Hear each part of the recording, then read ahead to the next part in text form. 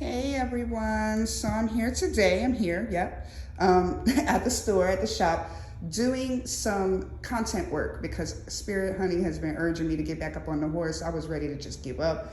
This location has not been bringing in the sales the way that it used to when I was at the other location. So I was trying to come up with different content ideas, and I wanted to, think of some way to display the products that I have here in the store. And then Spirit gave me this idea this morning that I was like, okay, I'm gonna go do love spells and demonstrate them. So I'm gonna just talk about some of the ingredients that I would use in a love spell if you solicited me as a practitioner, right? And so these are the things I work with. There are other components out there. These are the things that I research. I have a library of Audible, hoodoo, and voodoo, and other spell workbooks that I have in my Audible library. And I also, Google and research the ingredients and the elements that I'm using for each spell. So, this is stuff that you can do, right? But the taboo in it is that most people are afraid to do, especially protection spells, their own spell work, because there is a chance that other entities out there are working against the spell that you're working on, right? But again, this is a renewable marriage type of spell, like renewing your vows in an energetic way. Okay, and so let's talk about some of the stuff that we have here today. Starting from left to right, I have the quill pen that's in red. So we intentionally work with colors and numbers, but we have a quill pen set here that comes with the stand to rest, the resting stand for the quill pen, different calligraphy points, as well as an empty ink bottle, right? That you can pour something like dove's blood in, which is good for love spells, and also renewing the energy of a marriage. Then I have this candle here that's a matrimonial candle. It's also in red, symbolizing passion and fiery, energy. And also with two people in it. It would be either the person and the client and their person, or vice versa. If it was a marriage that one person was coming to me, or it could be both people coming to me. But either way, it represents that union, right? Two, and that harmony and balance in the number two. We have the clear mason jar that we will put all of the contents, right, of the spell, the ingredients combined and encapsulated into the jar, resting the candle on top after that it's sealed up and everything. You set your intention, you watch the candle burn out, and essentially that is your spell work, right? No harm, no foul. But let me tell you the steps that go into the ritual to preparing the altar space. You can have like a countertop like this. It doesn't have to be fancy. I sell these tray tables in the shop, for decoration of the altar and just to bring more symbolism into the altar space with an ancestral lineage like tree.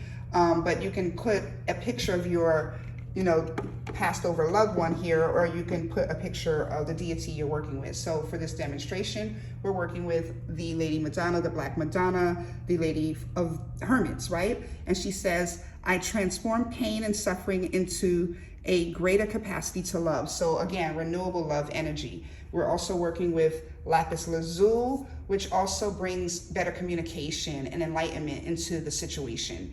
We're also going to, I was going to get some roses and work with some rose petals, but you see I got the pink flowers off of my altar for Frida in the spell room over there.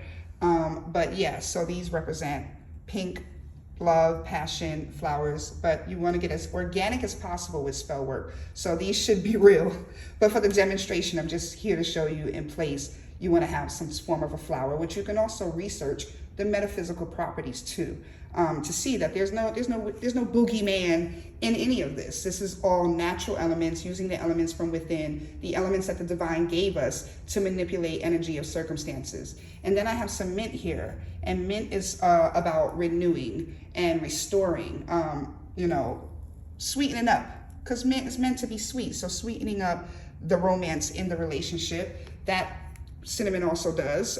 It brings passion back into the relationship and cleanses and protects as well. Just like pink Himalayan salt also brings in renewable energy, refreshing energy, right? Revitalizing energy and cleansing, right? And then you have honey that will seal the deal, make it strong, and it's like glue. It's like the spiritual glue of spell work. And it also acts as a sweetener, not in tasting anything, but as far as sweetening up the circumstances. And it also restores balance. Then we have, yes, some matrimonial oil that I sell here in the store. You know, this stuff was for my kitchen. But we have some matrimonial oil that I also sell in the store. Or no, actually I don't. I use this in spell work. I don't sell these. But yeah, I also, again, have to buy tools to do the work. So it is in the store because this is where I do the work at. Also, I have the moon water that I made last night, and normally I make moon water for protection and release, but this time I made moon water with this rose quartz point in it, or tower in it, obelisk, whatever you want to call it, with moon water in it. And the intention that I set was for renewable love, right? Bringing back the energy of love. We had the full moon cones burning here on top of the rose quartz pipe, because I just recently found out, because, you know, we don't know everything. I learn as I go along. I know that only quartzes can go in water, right? Because it's toxic if you are wearing it or you leave it in water, and the gases that can evaporate from the water can also be toxic. So you don't want to put certain things, you know, certain minerals, certain gems in water, certain stones in water, because they have other minerals in them that are toxic to human touch and human ingestion. Same thing with the pipe that I just found out. I sell these pipes in the store, but I will be telling people now that they are only for decorative purposes, or you can actually see the suggestion where somebody was like, burn little cones on them. And I was like, oh yeah, that's perfect, because they don't go all the way in there. So you're not burning the actual pipe, you're just burning the cone until it burns out. So yeah, I would use it for that now, right? And so since we're setting up an altar, having decorative things like that symbolize something, and then points are directional. So you can point directly to the person or the intention that you're setting at the altar. These cards represent tarot cards in a sense, because this is the Queen of Swords and the King of Swords, right? But I just recently also found out from another tarot reader that they are the only suit that is divorced out of all the kings and queens of the tarot deck, right? So I get my own readings, I pay and invest, I do my research, I do the work for myself so that I can share it with you guys. So this is all shareable understanding. You can have your own understanding, you can research for your own understanding, you can learn and come to your own level of discernment, but I'm just sharing what I know, okay? It might be something out there to refute what I'm saying, but this is what I know and what I've found and what I use. And so also the blue scarf is here to represent Lady Dantor, who is also the Black Madonna in Ifa. But overall, I work with Lady Dantor, Ezeli Dantor, or Ezeli Frida. And when it comes to love spells, Frida is a lot quicker. She'll bring you that fast love. So she would be that come to me spell type of deity. Dantor is more about stability and grounding the relationship. And that's what we're doing when we're renewing the love. Okay, so when you set up the altar, the first thing you want to do is smudge your space, cleanse your altar, cleanse your space, pray over your space, because it's your intention, it's your energy that you're putting into everything, right? And so, oh, one more thing I left out, the parchment paper. So that's where the quill pen comes in. You write the names of the person, the client, and the person that they're in unification with on this parchment paper. This is real parchment paper I also sell here in the store. You can cut a small piece of it because you don't need this whole piece for a name or for two names. And you roll it up, and I would wrap it in yarn, like red yarn or some type of twine, and you actually put it in the solution that you're going to create. Okay, so how do we put it all together? We use the moon water, put it into the jar, the names on the parchment paper, the flowers or fresh flowers, because again, everything should be organic, and if you have real cinnamon sticks, you should get that too, but as organic as possible. You have the mints. I also am going to include strawberry quartz in here, so I'm going to take pictures of everything when I actually set it all up. I just wanted to talk about what some of these things are, talk about, like I said, purposeful living. Everything is intentional when you're doing spell work. You're using elements to represent certain symbolisms that you want to occur. Like if you want water, if you want to use water for fluidity, you use water for fluidity, you use fire when we're burning the candles for the passion and the flame of the passion. And so all of this is intentional. And so as you're setting it up, you're smudging, you're cleansing, you're talking to the intention. You're setting the intention through your words, you're setting the intention through your heart space. And so the energy of the tools is really you that you're placing.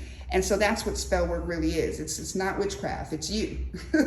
So at the end of the day, where did I get a lot of this stuff from? Again, I read books, I research the elemental metaphysical understandings of everything, and I question everything. And then I get tips along the way from other practitioners, like I said, from this Queen and King thing that came from another tarot reader that told me that the King and Queen are divorced, the swords suit. So I was like, wow, I didn't know that. You know, things that you find out along the way, downloads and energy and messages that sometimes you're blocked and can't receive because you're focused on something else, come through other practitioners. So we all don't, there's no one source that knows everything but source. Okay, and so what we do know what's within, and so we go within and we're led to exactly what we need, the components that we need, and we learn about those components. And so, like I said, using the energy of the cards is how you get the energy of who you're working with, because you can write the names on the cards as well and place them in front of the jar and the candle, right? So, and again, I have a lot of this stuff in the store. The moon water you would have to make, of course, at home by yourself, but you can buy one of these online, you know, with the crystal in it, rose quartz especially for any love work that you're doing. Honey should be in your kitchen cabinet, salt, cinnamon, you know, and again, I bought this from a Botanica online. You can find stuff like this online. You can get a deck of playing cards from the dollar store, you know, and so overall, these are things that, you know, I'm not just trying to like sell to you, but I do have some of the other components like the quill pen and this beautiful tray that help to make fun of what you're doing and make a lifestyle out of what you're doing. I have this candle as well here. The mason jar also came from my house. So most of the stuff is from the herbs are from my own garden, you know. So this stuff you want to personalize and become one with, so that the energy of yourself is within. And so within the spell work, within what you're doing. And so the energy then conforms to your will, your desires. And as a practitioner, that's what we're charging you for. The fact that we have to put our energy into it, because it's very draining. Like, it's like you're exchanging energy that I can't get back. I at least can get some money out of it and be able to live comfortably while I'm here doing this work. But at the end of the day, I don't get that energy back. Once it's gone, it's gone. I'm putting it into this work. And so that's what you're paying for, as well as the tools that have to be replenished over and over again. And then the actual research that needs to go into what exactly it is that you need for your circumstances, what elements need to be included in your spell for your circumstances, and, you know, the work. So, because sometimes it doesn't just work one time. You have to do this over repetitively so that spirit knows that you're devoted, right? And so the offerings that you would give in exchange to the deity that you're working with are consistent. They become a lifestyle, so that when you're ready to go ask for an exchange, that energy was already put out there. You get what I'm saying? So spell work is never ending. It's a lifestyle. And so that's what you're paying a practitioner for, the tools that they have to use individually for you, and also their energy that they expend during their lifestyle when they're putting out energy for other people. So that's my TED Talk for the day, y'all. And some of the things that we have in the store, and I'm gonna set it all up and complete it and then take a picture for you. All right, I love you guys. Namaste. I hope I didn't leave now. I'm gonna watch it now. But I said that was moon water, right? Yeah, that I charged for renewable energy, right? If y'all have any questions, let me know. I'm gonna use some strawberry quartz in the water too. I did say that. And just let me know. I love you guys. Thank you for watching. Bye.